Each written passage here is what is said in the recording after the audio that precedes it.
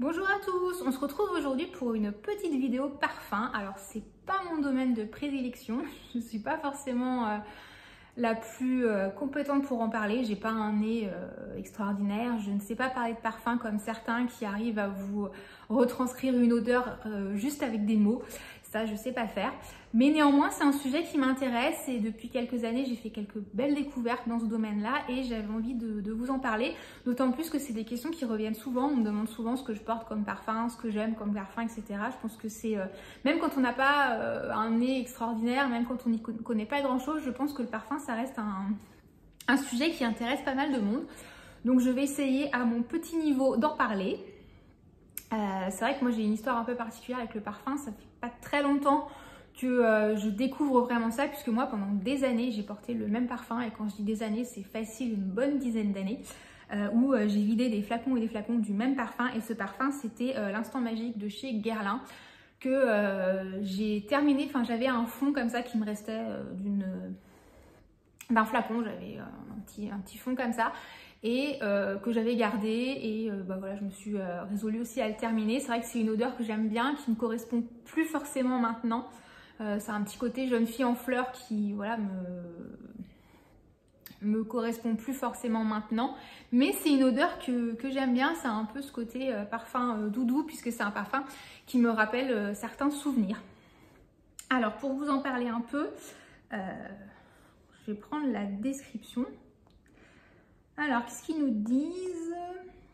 Donc, l'Instant Magique est un voyage vers un monde de rêve. Son sillage immédiatement identifiable illustre l'instant où le rêve devient possible, léger et doux. L'Instant Magique évoque une brume caressante sur un lit de bois et de musc. Donc, il est classé dans la catégorie des florales musquées boisées, Et ils nous disent, après un départ de bergamote, l'Instant Magique dévoile un floral musqué aux notes fraîches, rose, frésia. Le sillage de musc blanc travaillé en muskinade se réchauffe de bois d'amande. Et donc dans les notes olfactives, en note de tête, on a de la bergamote, en note de cœur, de la rose et du musc blanc.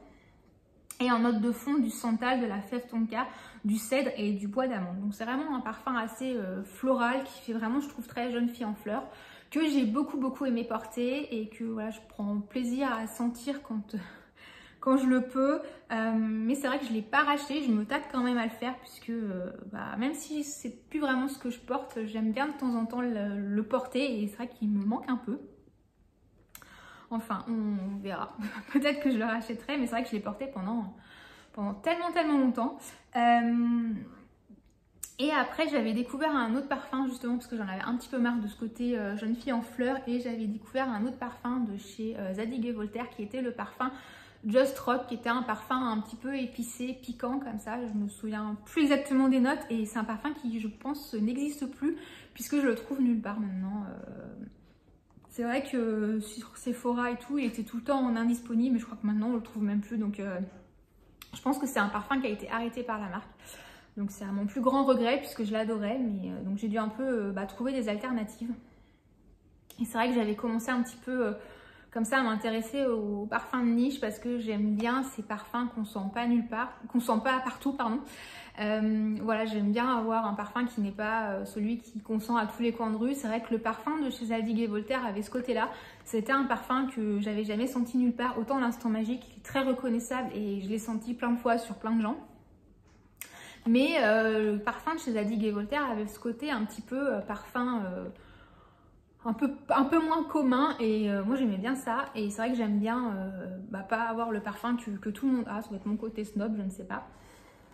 Et je m'étais intéressée justement un peu aux parfums de niche. Et j'avais commencé il y a très longtemps, puisque le premier parfum de niche que j'ai acheté, c'était en 2018, je crois. Donc ça commence à dater. Et c'était un parfum de chez Kilian. Donc à l'époque, on parlait beaucoup de la marque. C'est vrai que depuis quelques temps, je trouve, on en parle beaucoup moins, et j'ai l'impression qu'il y a des parfums, des références qui n'existent plus. Voilà, je sais pas du tout, j'ai pas suivi, donc puis j'y connais pas grand chose non plus, puis je suis pas à l'actualité parfum, donc je ne saurais pas dire, mais j'ai l'impression que y a pas mal de références qui n'existent plus. Et voilà, il y avait avant toute une collection autour de certains thèmes, etc., j'ai l'impression qu'on ne retrouve plus. Autant celui que moi j'achète, je le trouve toujours. Enfin bon, voilà, je vous en dirai pas plus parce qu'à vrai dire, je n'en sais rien. Donc moi, chez Kilian, je n'ai jamais acheté le flacon de parfum qui est très très beau, mais qui coûte un rein. Et j'avoue que j'en vois pas l'intérêt. Voilà, ce qui m'intéresse, c'est pas le flacon, c'est ce qu'il y a dedans. Donc j'ai toujours acheté le format recharge, puisque chez Kilian, les flacons sont ressourçables. Ce qui est bien, puisque quand on voit le prix que ça coûte, autant de pas racheter le flacon à chaque fois. Mais c'est vrai que moi, j'ai toujours acheté la recharge. Donc ça, c'est l'ancienne version des recharges, ça a changé. Ça se présentait comme ça. Donc il y avait un flacon, un petit entonnoir, une pipette et puis des petits vapeaux comme ça à remplir. Maintenant ça se présente plus comme ça et j'aime pas le nouveau format. Donc quand je rachète un flacon, à chaque fois je le transvase dans celui-là parce que je trouve que c'est plus pratique pour moi. Voilà. Mais vous trouverez plus ce format-là. Donc ensuite je disais, je remplis des petits flacons comme ça. Donc là il faudra que je le fasse parce qu'il est quasiment vide, que je mets ensuite dans le vapeau de sac que j'avais eu. La première fois j'avais dû acheter un coffret avec un petit vapeau de sac et puis le parfum. Alors je sais plus si c'était la recharge ou un format voyage, enfin je me souviens plus, mais j'avais pris le vapeau pour justement protéger le vaporisateur en verre, parce que ça c'est quand même assez fragile, ça peut vite se casser. Donc là-dedans, ça craint rien. Alors ce parfum, je l'ai dit du coup le nom, je ne sais plus. C'est le parfum qui s'appelle Good Girl Gone Bad. Alors je vais vous en dire quelques mots. Donc chez Kilian, il y avait tout un univers un peu... je ne saurais pas comment dire, mais vous allez voir dans la description, vous allez comprendre dans la description ce que je veux dire. Donc ils nous disent mi-innocent, mi-voluptueux, l'absolu d'osmande teinté d'abricot, la fleur d'oranger et l'absolu de rose de mai en note de tête sont retenus par la tentation ultime. Un bouquet explosif de 3 fleurs sirènes, l'absolu de tubéreuse, le jasmin et le narcisse. Donc il était classé dans la famille des fleurs narcotiques. Pardon.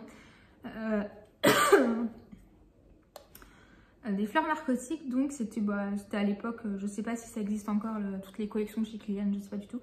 Donc les notes olfactives, on a de l'absolu d'osmanthus, de l'absolu de rose de mai, de l'absolu de tubéreuse, du jasmin et du narcisse. C'est un parfum qui est très floral, mais qui n'a rien à voir avec celui dont je parlais avant, qui était l'instant magique, avec ce côté jeune fille en fleurs. Là, c'est pas du tout la même chose. On est plus sur un parfum femme, vraiment. Alors, il a un côté floral, mais il a un côté assez fruité aussi, puisque l'absolu d'osmanthus, ça a une odeur d'abricot. Donc, ça a vraiment une odeur fruitée, un peu, pas sucrée, mais gourmande quand même, mais pas sucrée. Donc, c'est un peu particulier. Je ne saurais pas vraiment comment le décrire, mais c'est pas sucré. Moi, de manière générale, je n'aime pas les parfums sucrés. Donc. Mais c'est vraiment, c'est fruité. C'est une odeur assez particulière, comme j'ai l'impression que c'est souvent le cas chez Kilian. Donc c'est vraiment un parfum plus féminin. C'est un parfum que je trouve assez féminin. Ça va être le parfum le plus féminin que j'ai. Puisqu'en général, je ne suis pas très parfum de... autant j'ai porté un parfum de Fifi pendant très longtemps. Mais ouais, je ne suis pas forcément très parfum très féminin comme ça. J'aime bien les trucs un peu plus mixtes. Mais ça doit être le parfum vraiment le plus féminin que j'ai. C'est un parfum que j'aime beaucoup, qui est assez reconnaissable, mais en même temps qu'on ne sent pas partout. C'est vrai qu'il a un sillage, il a une odeur qu'on reconnaît, mais c'est pas quelque chose qu'on sent à tous les coins de rue. C'est un parfum que j'aime beaucoup, que j'ai déjà racheté plusieurs fois. Je crois que je vous en ai déjà parlé d'ailleurs. Voilà pour celui-ci. Ensuite, dans les parfums un peu de niche, ouais, j'aime pas tellement ce mot là, ça fait un peu, je sais pas comment dire, ça fait un peu snob, je sais pas, j'aime pas trop ce mot, mais bref. J'ai des parfums de chez Byredo, c'est des parfums que j'aime beaucoup. On va aller parler de la marque déjà pour les bougies, puisque j'ai pas mal de bougies de cette marque. Et c'est une marque que j'aime beaucoup, avec des odeurs assez travaillées, des constructions vraiment assez intéressantes. Donc j'en avais pas mal parlé dans ma vidéo bougie que je vous mettrai dans la barre d'infos. Et j'ai 2 parfums de chez Byredo qui sont assez connus dans la marque. J'ai tout d'abord le Gypsy Water, qui est un parfum, je trouve, assez mixte, et c'est pour ça que j'aime bien. Donc dans la description, ils nous disent Gypsy Water est une ode à la beauté de la culture nomade, à ses traditions uniques, à ses croyances intimes et à son mode de vie singulier. Le parfum fait naître le rêve d'une vie naturelle et haute en couleurs. Les notes boisées d'aiguilles de pin et de santal associées à l'ambre intense et aux agrumes frais évoquent la fièvre des nuits au cœur de la forêt. Alors au niveau des notes, on a en note de tête de la bergamote, des baies de genévrier, du citron, du poivre. En cœur, on a de l'encens, de l'iris, des aiguilles de pin et en fond de l'ambre, du bois de santal et de la vanille. Et c'est un parfum assez particulier, difficile à décrire, qui vraiment, enfin après on retrouve quand même des notes que moi j'aime bien et qu'on retrouve dans pas mal des parfums que je porte, des types l'encens, l'ambre, le bois de santal. C'est des notes que je retrouve finalement assez souvent. Je me rends compte quand je lis les descriptions de parfums que bah voilà, je retrouve assez facilement ces notes là. Voilà, c'est vraiment un parfum particulier, c'est très, il faut vraiment le sentir. Faut vraiment le sentir avant de l'acheter, puisque ça reste quelque chose, je trouve, d'assez spécial, qu'on sent vraiment pas partout. Pour le coup, c'est quelque chose d'assez particulier. Je pense qu'on aime ou on déteste. Moi, j'aime beaucoup. Et ça a ce côté un peu masculin, féminin. Je trouve que voilà, il fait pas du tout parfum de fifi ou parfum de femme. C'est vraiment assez mixte.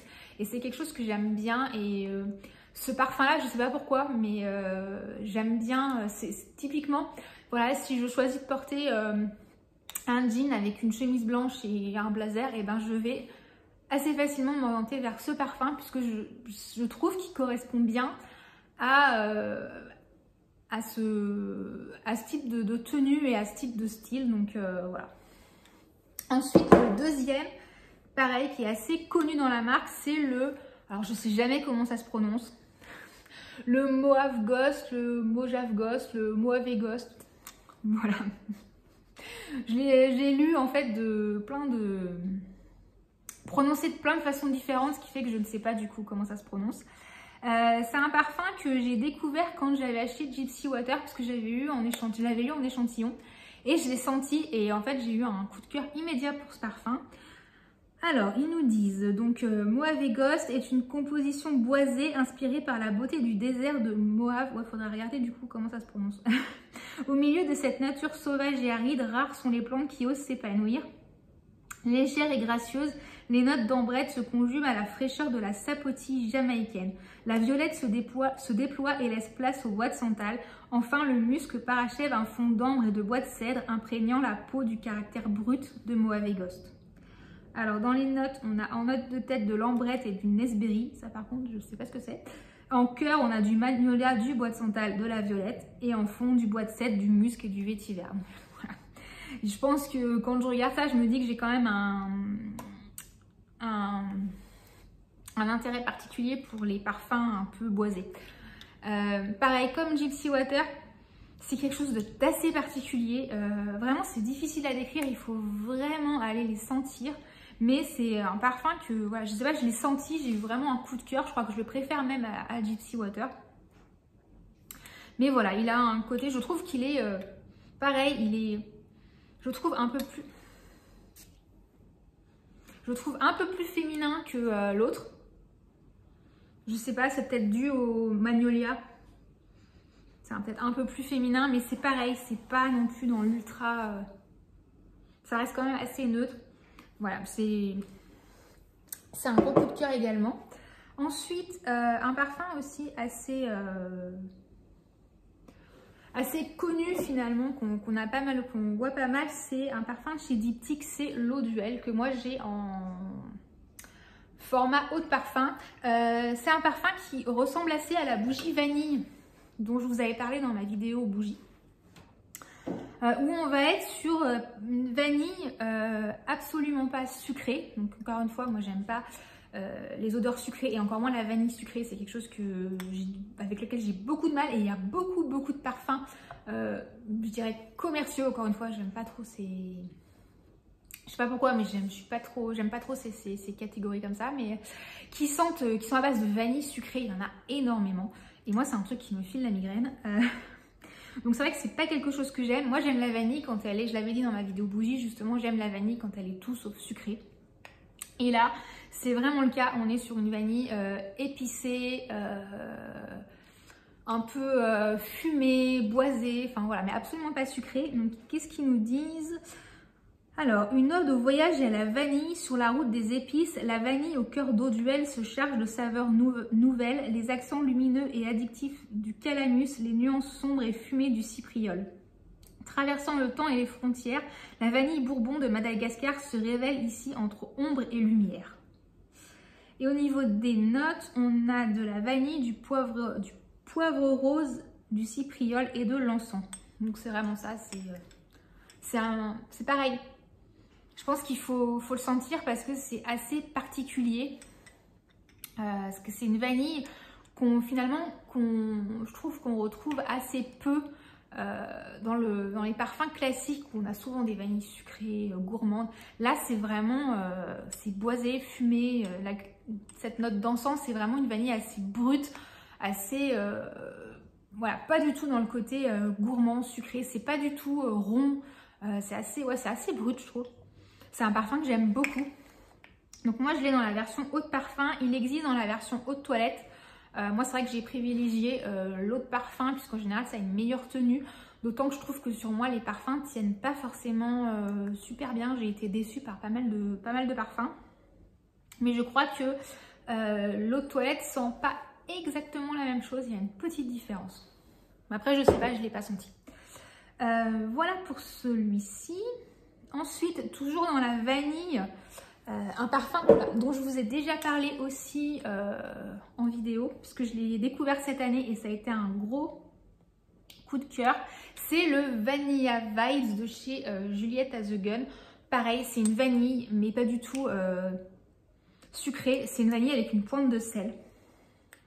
Et c'est pareil, c'est une vanille que je n'avais jamais sentie avant. C'est vraiment particulier. Mais j'adore ce parfum, vraiment. Je crois que je le préfère encore à l'eau duel. Je pense que c'est ma vanille préférée. Vraiment, c'est cette vanille salée, pas du tout sucrée, pas du tout entêtante, pas du tout écœurante. Voilà, c'est un parfum que j'ai porté été comme hiver, enfin voilà, à toutes les saisons. Je trouve qu'il matche bien.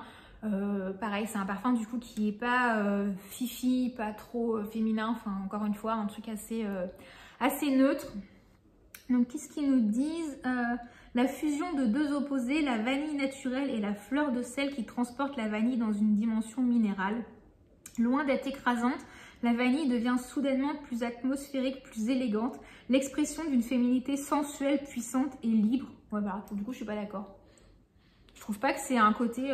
pour moi, il n'y a pas un côté féminin très marqué. Donc, voilà, je suis pas tellement d'accord. Mais bon, chacun son avis.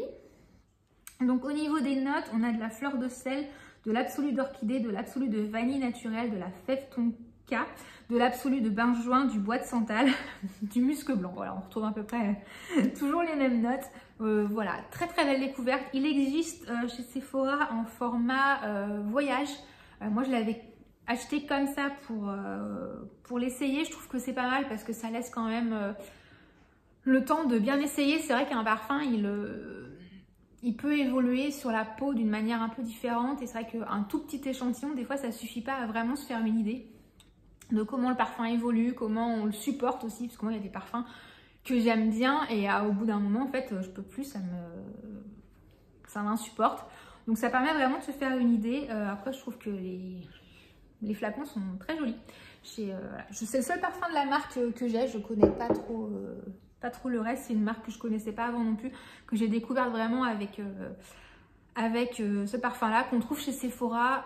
Ceux d'avant on les trouve pas chez Diptyque. Bah voilà, c'est dans les corners Diptyque sur le site Byredo, c'est pareil. Donc voilà. Ensuite, un autre parfum que j'aime beaucoup.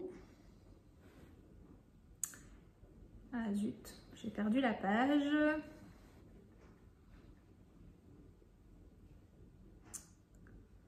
C'est le parfum de chez M. Donc M, c'est la marque de Mathilde Lacombe qui était connue à la base surtout pour ses compléments alimentaires. et qui ensuite a développé toute une gamme de soins pour la peau et qui avait aussi développé un parfum. Donc j'avais acheté au départ le premier parfum qu'elle avait sorti, ce qui était le parfum de peau également, mais qui était sous format roll-on, alors que j'aime beaucoup. Mais je trouve que ces petits parfums en roll-on, ça n'a pas une diffusion ou un sillage, voilà, c'est plus le mot que je cherchais, un sillage aussi développé qu'un parfum traditionnel. Je trouve que ça reste vraiment à même la peau, finalement ça ne se répand pas comme un parfum traditionnel, et du coup je trouve que on le sent moins, et même moi je le sens pas tellement. Donc j'étais partie sur la version parfum traditionnel, j'ai envie de dire. Donc pareil, c'est un parfum qui est mixte pour le coup, là ils le disent clairement que ça peut être porté aussi bien par un homme que par une femme, un peu comme une chemise blanche que l'on se prête, laissant son empreinte musquée et boisée sur la peau. Les notes crémeuses du bois de santal se mêlent aux facettes apaisantes des muscs blancs et de l'abroxan. Une molécule renouvelable aux accents ambrés, un parfum pour soi addictif et intemporel. Donc en note de tête, on a de l'amande, en note de cœur, on a du frésia, du seringa, du musc blanc. En note de fond, on a du santal, du cèdre, du vétiver et la fameuse note ambrée avec l'abroxan.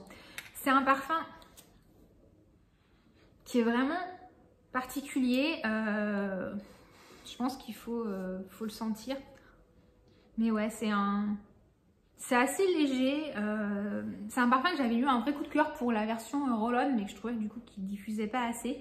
Mais c'est un parfum, ouais, assez mixte, qu'on sent pas partout, encore une fois, assez boisé, mais en même temps il a une note un petit peu ronde.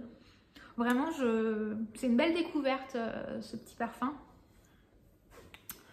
Ensuite, le dernier, c'est un parfum dont je vous avais parlé cet été, puisqu'en fait c'est le parfum que je porte. Autant tous ceux que je vous ai présentés, je peux les porter je les porte toute l'année. Je peux les porter en été aussi, même si j'aime bien l'été, quelquefois des choses un peu plus légères, un peu plus volatiles aussi.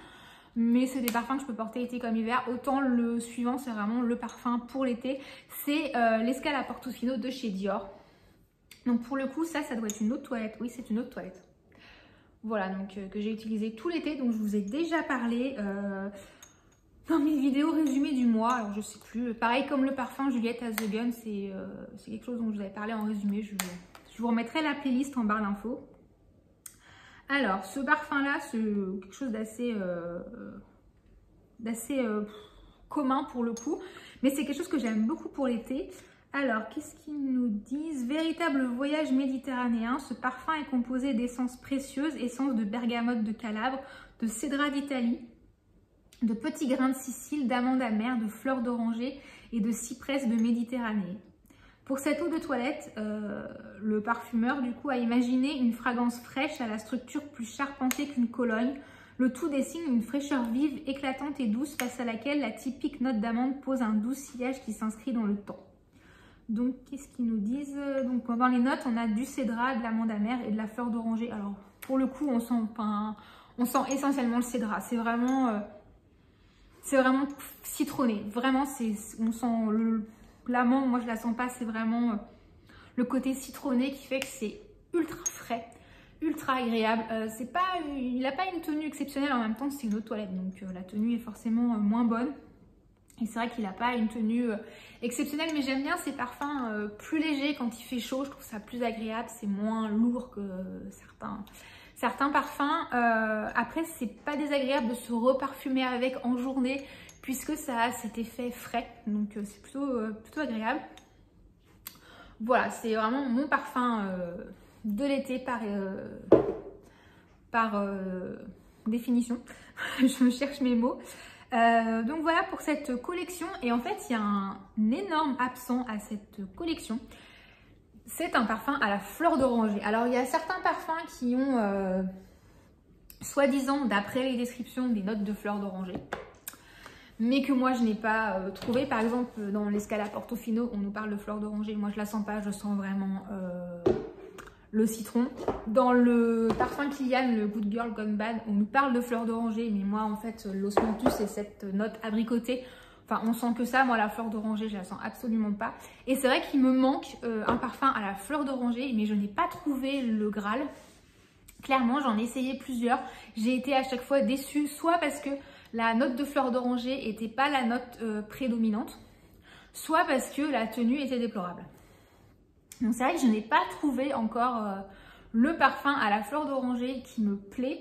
Ah oui, donc troisième critère, en plus du la note n'est pas prédominante, la tenue est mauvaise, il y a aussi la fleur d'oranger qui ne me plaît pas.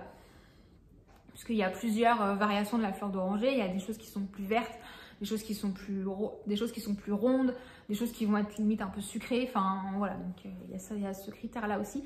Donc c'est vrai qu'à ce jour je n'ai pas trouvé le parfum à la fleur d'oranger qui me convient et je suis un peu déçue, je suis toujours en quête d'un parfum à la fleur d'oranger, donc je vous tiendrai au courant si jamais je le trouve. Si vous avez des suggestions, je prends, donc n'hésitez pas à me les indiquer en commentaire, ça m'intéresse, j'irai sentir ça.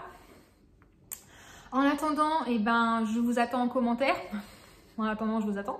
Voilà, est-ce que vous avez, si vous avez testé ces parfums, qu'est-ce que vous en avez pensé? Quels sont vos parfums préférés? Qu'est-ce que vous aimez? Quelles sont les notes qu'on retrouve dans vos parfums? Moi, c'est vrai qu'on retrouve souvent quand même du musc, du santal, de l'ambre, etc. Là, c'est vraiment là, je m'en rends vraiment compte pour le coup. Mais voilà, donc je vous attends dans les commentaires. En attendant, je vous souhaite... Il y a trop de fois le mot attendre. En attendant, je vous souhaite une bonne fin de journée et je vous dis à bientôt dans une prochaine vidéo. Ciao!